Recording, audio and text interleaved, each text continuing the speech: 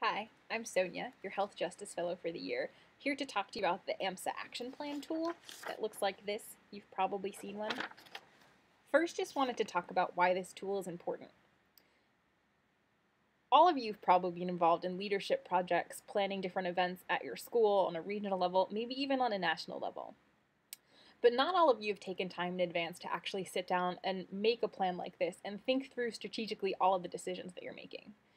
This tool is a mechanism for doing that. Its purpose is to help you figure out what it is that you want to do exactly and how best to accomplish those goals so that all of the decisions you make along the way are easier because you have a clear vision, so that you have a way of evaluating your success at the end to know where you can improve on different things, if you've completed what you wanted to do so you can celebrate appropriately. And then filling this out also allows others around you who you allow to look at the tool to play devil's advocate and say, why is it that you chose to do this? Or why do you want to do it this way? So that you truly do make the best decisions from the very beginning. And obviously this is a work in progress, so things might change along the way based on changing circumstances.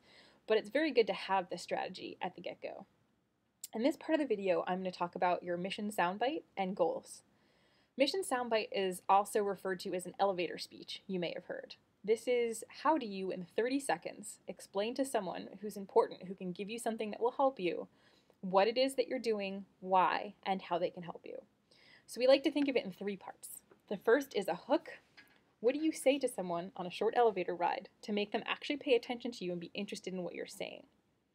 The second part is usually a solution you have to a problem. So the hook may be something like, did you know Americans spend X huge amount of dollars on integrative healthcare every year, but medical students don't actually learn about this kind of thing in their training? I'm working on a project that will actually teach med students about it.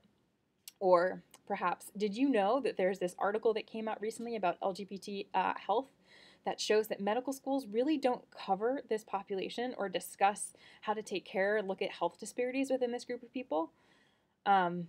We have a program that's going to do that. And here's what it is. Here's how you can help. So something that's sort of presenting a problem in an interesting factoid, a way that you're going to solve this, or what it is that you're doing that's great that someone should pay attention to. And then the third part being the ask. So let's say you really did get stuck in an elevator with your dean.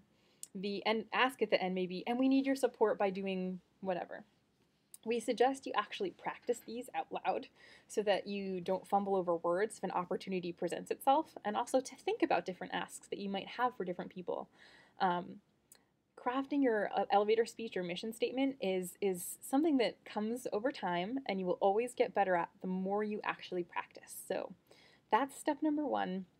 And to do that, it helps if you have a goal. So we like to think goals come in sort of two parts. There's a big pie in the sky, awesome giant sized goal, and then a more realistic smaller goal.